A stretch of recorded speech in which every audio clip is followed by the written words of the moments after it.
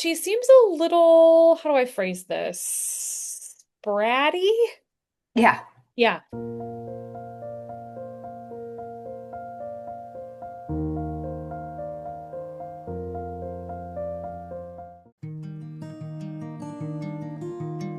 Who wants to go first? Isabella. Okay. I'm in charge here. I have an attitude and I'm not afraid to show it, is the first thing I heard. She thinks she's in charge of me, but I'm really in charge of her. You understand that for personality? Yeah.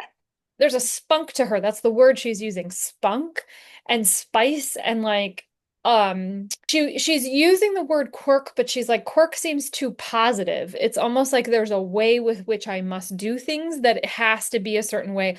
Otherwise I get upset is her words. Um Specifically around changing those things that are really particular and important to her. She does not like that. Okay. She is not a flexible dog, she's saying. She's saying, though, that you do a really good job of trying to give her those things the way she likes them. And she's telling me as she's aged, she's gotten more peculiar or particular. She's using both of those words. It's like things have gotten, she's like, I'm an ornery old lady. That's the way she's phrasing it. You understand that? Okay. Yes. But I just love you. She like stopped everything, didn't say a word for a second. It was like, but I just love her. She is such a good caretaker of me. We have long talks and long walks. We have those, and she's saying not as much walking lately. You understand that? Like that's not, yeah, it's not possible. Yes. But she's saying like we used to have, and she's also showing me like her in like I think like a stroller. Do you understand that? Or being pushed or pulled or something like Yes. she's got a contraption she's going around in. She's like, I still go, but I don't go like I used to. She's she's like that's proof. That's proof of how much I know she cares about me because she gets me to go, but I can't go. And she gave me all the tools to still make it happen because she knows I love the wind in my hair. The odd part is she's only 7 and she's a little dog. So this is surprising to me. Do you want to explain yourself, girlie? You're 7, honey. Unless she's a previous dog I've had or something. She's saying, oh, that could be. Let's make sure we've got the right dog here. Personality all checked though. Yes. Except that it jibes a little more with Maddie on the walking part. She's the deceased one. Okay. Isabella doesn't like to walk because she's big and slightly lazy. Like she doesn't want to go when it's too hot. She Okay. doesn't want to go if the So conditions aren't sometimes what happens is somebody will step in front and take over right. the Okay. conversation. So let's just make sure, Maddie, is this you? Yes. Okay. Maddie, Oh, go sit okay. over there. Okay. I'm okay with hearing from Maddie now if she Here's wants to talk. okay. Everybody take a step back. Maddie, we will talk to you, but you have to take a step back. We're talking to Isabella. Isabella just rolled over with her laziness and just showed me her tummy and was like, well, I was done. Okay, Yeah. so we're gonna park that conversation over here. All right, Isabella, in charge here. I do what I want on my own timeline, lady. What's your favorite thing and what's your least favorite thing about your life right now? Favorite thing, the food and the hair. So she's saying something about hair, like wind in her hair again. Oh, okay. Okay. The food, though, that's a particular love, something really savory and juicy. It's her favorite thing in the world to do is eat. What I'd like her to know is she's overweight, and so I need to be careful. Honey girl, you gotta lose some poundage here. She does not like that idea, but I'm telling you Okay. that that is what has Okay. to happen. You cannot become just like a sausage roll who can't walk. You have to be able to walk. I'm asking like what versions of exercise do you like? She says none. Yeah. Yeah. I'm asking like what about a walk this way? What about a this? What about a that? What about like, I'm even showing her like cat toys and stuff like that. Like, is there anything in here that you like? No. No, she's just a lazy dog. She just wants to be a lazy dog. She wants to be high up on a perch and tell everybody else what to do. Sounds like she's going to get pretty loud about the protesting of the cutting back of the food, just as an FYI. So brace Okay. yourselves there on that one. She's telling me that her size makes her even more lazy. And I'm like, that's point and proof of like you needing to eat less. And that link of like food equals bigger equals slow down is not one she's wanting to make in her own brain. I ask her, is there anything you need? More food. You do not need more food. Okay. Oh, she's very stubborn about that. She seems a little, how do I phrase this? Bratty? Yeah. Yeah, because she's asking for more space of her own. And I'm like, Oh, okay. okay. But it's coming a little bit like I need a kingdom more so than I just need Oh. space from someone We're in a condo right now with not much of a yard. Is it outside or inside, or she doesn't care? inside. I don't know, to be honest with you, if you told me you were in a 6,000 square foot mansion, that would satisfy, Got right? it. Because I don't think there's any satisfying this wish, actually. She Oh, just, okay, she's showing me rolling around in a bed. Do you understand that? yeah. Yeah, that's like in a human bed. That's what she's showing Yes. me. Yeah. Like in like messy sheets, everything all like messy and just delicious. And she can just roll herself to her heart's content and make like a little nest for herself almost. That brings her joy. Seems like you don't always let her do that, specifically around clean sheets too. Yeah. Yeah. It's not about clean sheets, but it's about where she is in the bed. She picks my spot, essentially, is what happens. Well, because it smells like you. Okay, I feel like it's Maddie next. You didn't get enough warning with her passing, she's saying, because there never would have been enough. She's saying, but the illness that caused it, you were, oh my goodness. Okay, you gotta slow down, honey. You are worried that you didn't catch it soon enough. Do you understand that? Hmm. And that you have guilt and you take the blame because you didn't see it. She's saying, no, no, no, no, no, no. And we never would have had enough warning. She's showing me this is an interesting reference of like Custer's Last Dance or like this in reference to what I said before of like this being a swan song or a last thing. Like there was that. Do you understand that in the end of her Yeah. life?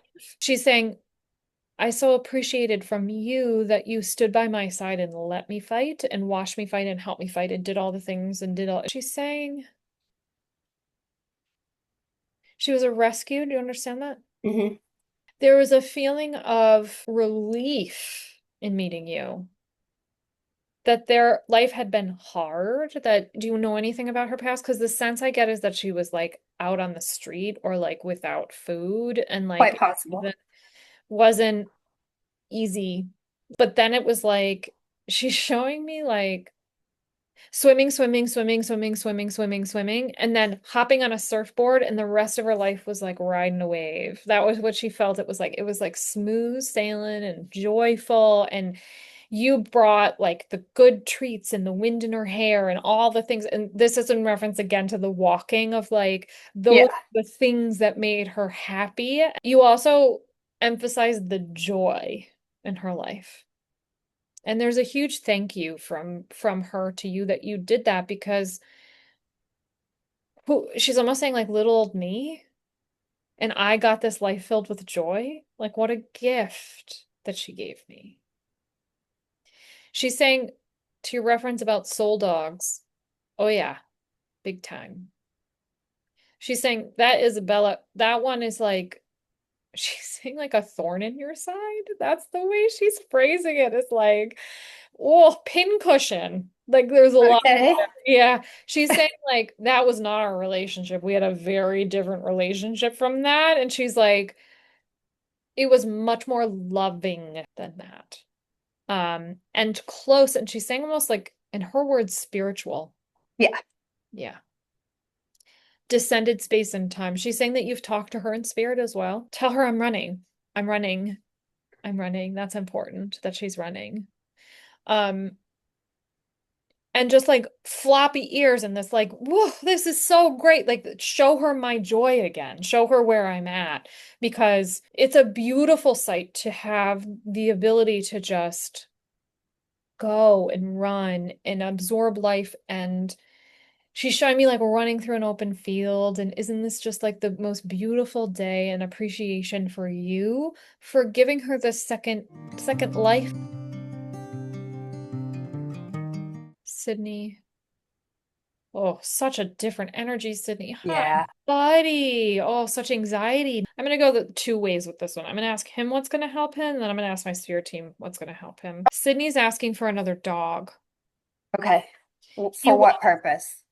he wants a companion that's just his. He's like, it's not Isabella. Yeah, it's not. I It's not. agree. She's not a Okay. caretaker. He wants a companion. Yeah. Someone Okay. who, like, you're looking for a dog who's like cuddly and wants to be with him and next to him, but a little bit bolder than he is. It's kind of like, let me show you the way. He showed me a couple of different things, potentially fostering another dog to make sure it's the right one, Hmm. or taking him to like a shelter of some sort. But then when I did that, then he freaked out. Okay. This isn't like a puppy. Like you're looking for like a older dog or like Okay. a like not a tiny puppy necessarily. Now let me ask my spirit team about this for 1 second. Companionship is one part of it. Medication, they're saying that's not a bad thing for him. Something that calms him down and gives him a break from his own head. You would understand though, he does like to walk. You understand that though? Oh yeah. Going outside is actually really appealing, but there's something about being outside that's really great for him. That's like, Hmm. it's almost like he lets his guard down a little bit and he gets to be a dog. Something about being inside is causing anxiety. Um, Okay.